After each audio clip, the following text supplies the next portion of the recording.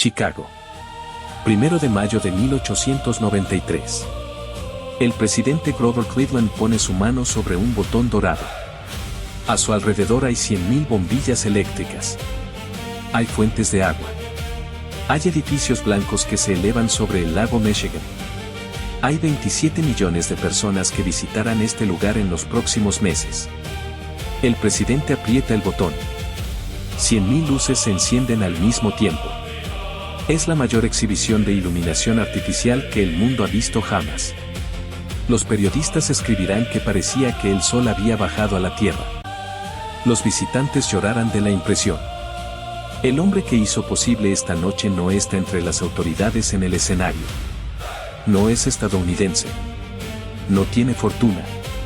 Hace apenas 5 años, el hombre más poderoso de la industria eléctrica en América lo había llamado fracasado y se había reído de él.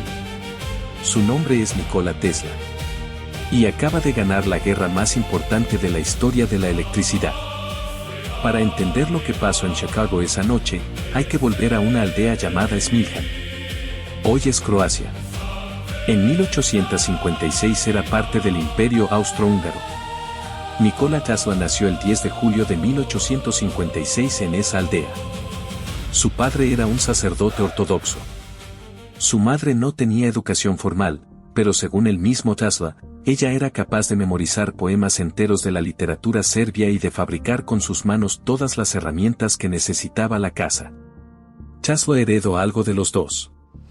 Tenía una memoria fotográfica que él mismo describía como una capacidad de visualizar objetos en 3 dimensiones con tal precisión que podía hacer girar sus partes mentalmente y medir sus dimensiones sin tocarlos.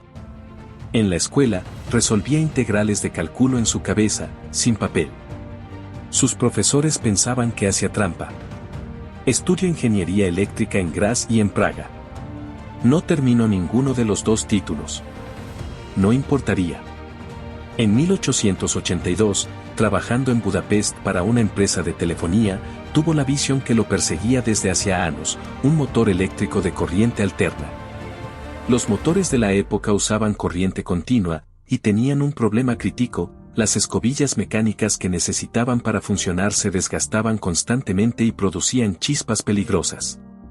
Tesla vio en su mente un campo magnético rotatorio que eliminaba completamente ese problema. Lo llamó el principio del campo rotante.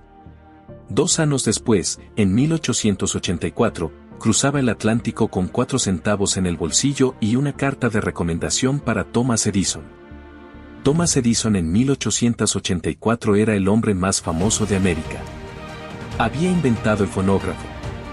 Había inventado la bombilla práctica de larga duración. Había fundado el primer sistema de distribución de electricidad del mundo, en el Bajo Manhattan, en 1882. Su sistema usaba corriente continua. Edison contrató a Tesla. Le pagó $20 a la semana y le dio la tarea de mejorar sus dinamos de corriente continua. Tesla pasó meses trabajando 16 horas diarias y rediseñó completamente el sistema. Cuando terminó, fue a cobrar los $50,000 que Edison le había prometido como bonificación. Edison respondió con una frase que Tesla recordaría el resto de su vida. Le dijo: Tesla, usted no entiende el humor americano. No había dinero. Nunca había habido dinero. Era una broma. Tesla renunció. El problema de la corriente continua era fundamental. No era una cuestión de mal diseño. Era física. La corriente continua viaja en una sola dirección. Cuando viaja por un cable, pierde energía en forma de calor. Para compensar esa pérdida, necesita cables muy gruesos y muy caros. Pero aún con esos cables, la corriente continua no puede viajar más de 1 milla sin perder tanta energía que se vuelve inutilizable. Eso significaba que cada vecindario necesitaba su propia central eléctrica. Manhattan de 1882 tenía la planta de Pearl Street. Pero solo cubría un radio de 1 kilómetro.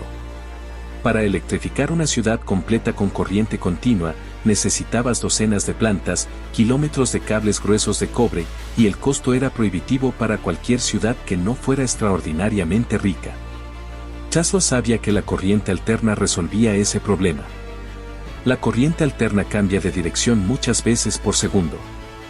Eso permite usar transformadores para subir el voltaje antes de transmitir y bajarlo al llegar. Voltaje alto, corriente baja, cables delgados, pérdidas mínimas. La misma cantidad de energía podía viajar 144 perros. 6 terneros. 2 caballos. Bautizaron el proceso de electrocutar con corriente alterna como ser Westinghouse, en una campana directa para asociar el apellido de Westinghouse con la muerte. Cuando el estado de Nueva York decidió reemplazar la horca por la silla eléctrica como método de ejecución, Edison presionó activamente para que usaran corriente alterna. Su razonamiento era que si el Estado mataba criminales con corriente alterna, el público la asociaría con la muerte y rechazaría el sistema de Westinghouse.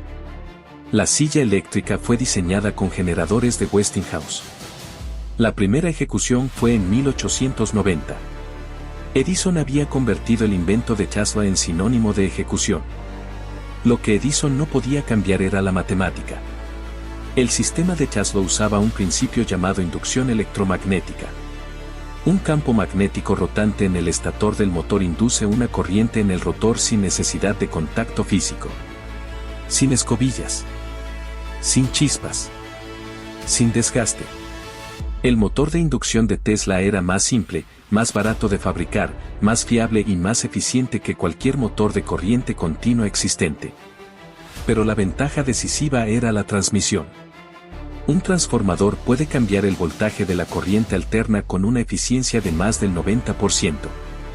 Edison no tenía una respuesta tecnológica para eso. La corriente continua no se puede transformar con la misma facilidad. Westinghouse y Tesla encontraron un aliado inesperado en la situación. En 1893, el comité organizador de la Exposición Universal de Chicago pidió propuestas para iluminar el recinto. General Electric, que había absorbido la empresa de Edison en 1892, ofreció hacer el trabajo por $554,000 usando corriente continua. Westinghouse dijo que lo haría por $399,000 usando corriente alterna. El comité eligió a Westinghouse. El 1 de mayo de 1893, cuando el presidente Cleveland apretó el botón, eran los generadores de Westinghouse y las patentes de Tesla los que encendieron 100,000 bombillas. 27 millones de personas vieron esa luz en los 6 meses que duró la exposición. La mayoría de ellas nunca había visto electricidad en su vida. Muchas nunca habían salido de sus condados. Volvieron a sus ciudades convencidas de que el futuro era posible.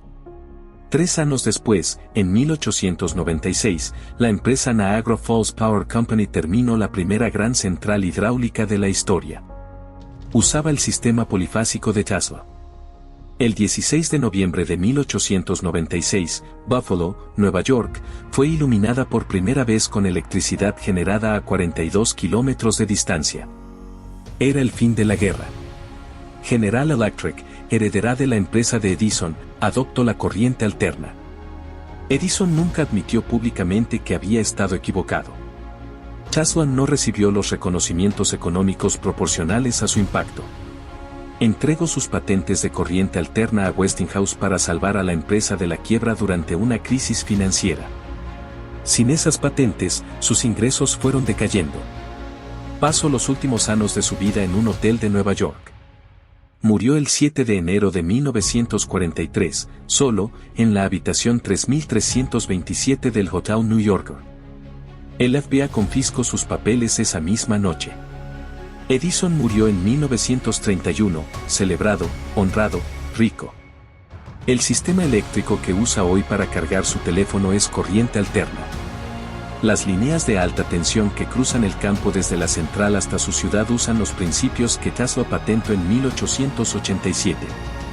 Los motores de los electrodomésticos de su casa usan el campo magnético rotante que Tesla vio en su mente en 1882 mientras paseaba por un parque en Budapest. Nikola Tesla tenía razón. Murió solo y sin dinero. Edison tuvo el poder, los recursos, los contactos, la fama y el presupuesto para destruir a Tesla. No pudo. La pregunta que vale la pena hacerse no es por qué Tesla perdió tanto teniendo razón. La pregunta es cuántas personas con razón están perdiendo ahora mismo porque alguien con más poder que ellas decide que la verdad no es conveniente. Suscríbete. Lo que viene es todavía más difícil de creer.